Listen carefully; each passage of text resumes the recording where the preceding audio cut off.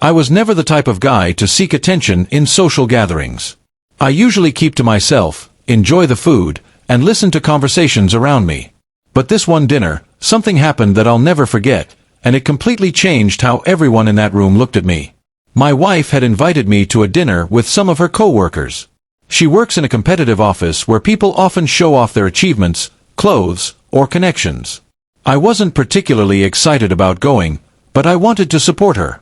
She asked me to dress nicely, and I did my best. When we got there, I immediately felt out of place. Everyone was talking loudly, laughing, and bragging about work trips, promotions, and expensive hobbies. I just sat quietly, answering politely whenever someone asked me a question. Then one of her coworkers, a guy named Mark, turned his attention toward me. He had been dominating most of the conversation already, cracking jokes and making sure everyone noticed him. He suddenly looked at me and said, "So, what do you even do? You don't talk much. Are you just a loser or what?" The table burst out in laughter. Even some people who didn't want to laugh smiled awkwardly. I could feel the heat rising in my face. My wife looked shocked but didn't say anything. For a moment, I considered ignoring him. But then something inside me told me I couldn't let this slide.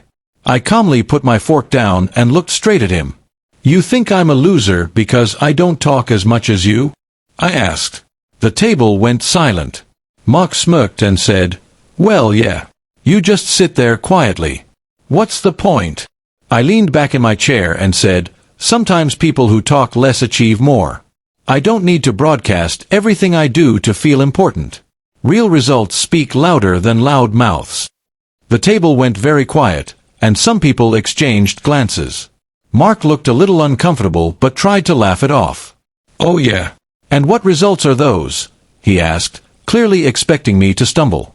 I smiled and replied, "Well, for starters, the company you work at? I'm one of the investors. Every time you cash a paycheck, a part of that comes from my pocket."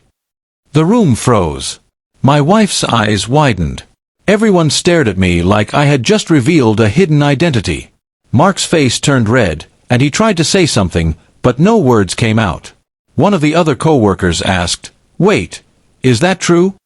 I nodded calmly. "Yes.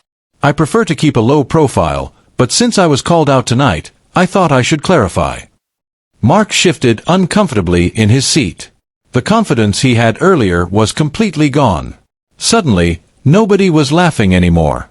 Instead, they looked at me with respect, maybe even regret for joining in on the laughter earlier. My wife reached under the table and squeezed my hand. I could tell she was both proud and relieved that I had stood up for myself in such a powerful way.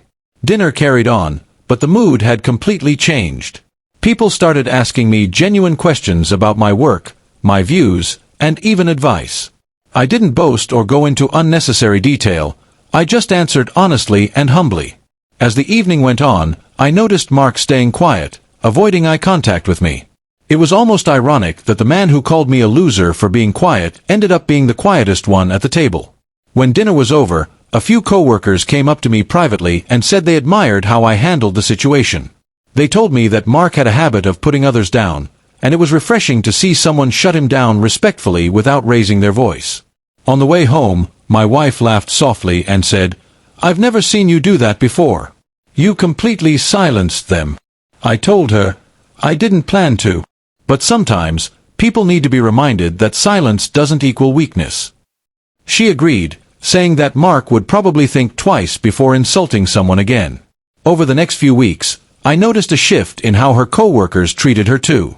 They gave her more respect, knowing she was with someone they couldn't just dismiss or mock. It wasn't about money or power, it was about dignity and how you carry yourself. I never wanted to embarrass anyone, not even Mark. But I knew that standing up for myself was necessary.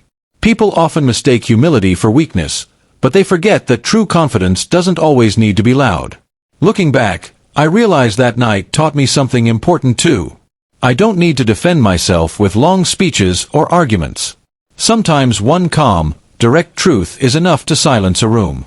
My wife still teases me about how I shut them up with just a few words, but deep down, I think she's proud. And honestly, so am I.